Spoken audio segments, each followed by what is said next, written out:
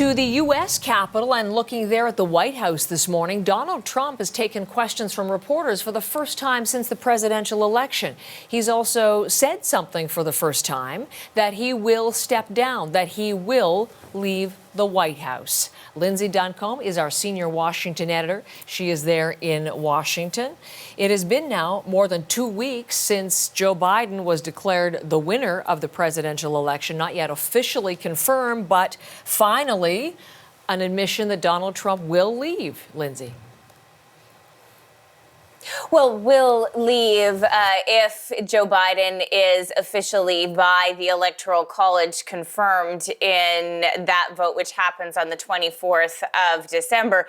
But make no mistake, these comments given to reporters in the White House yesterday were by no means a concession by Donald Trump. In fact, he repeatedly said false things, outright untruths about the election itself and fraud taking place. He was incredibly snippy with reporters, calling one of them a lightweight.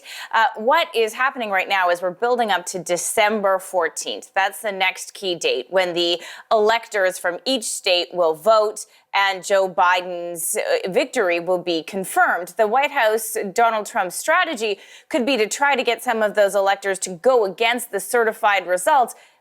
Long shot. Not going to happen.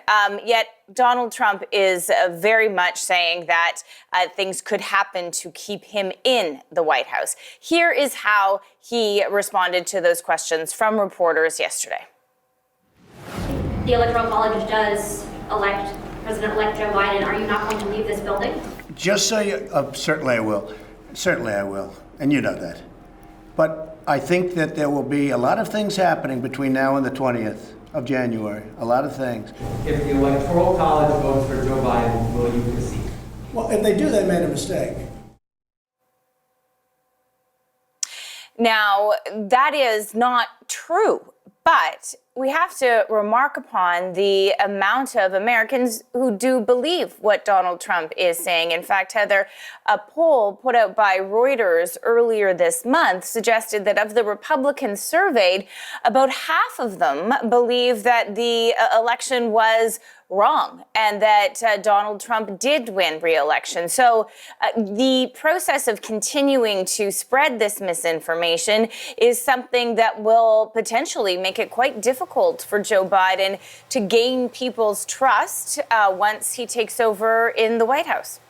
And did Biden himself address any of those issues on the Thanksgiving holiday? Different message from Joe Biden and his wife on the Thanksgiving holiday. They published an op-ed on CNN and released a social media video all about Thanksgiving, the tough year, the pandemic, and being grateful for our frontline workers and thanking people for celebrating while being distanced. Here's a bit of that video. We might not be able to join our hands around a table with our loved ones, but we can come together as a nation.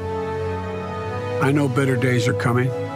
History has shown, and all of you have shown, that there's nothing we can't do if we do it together.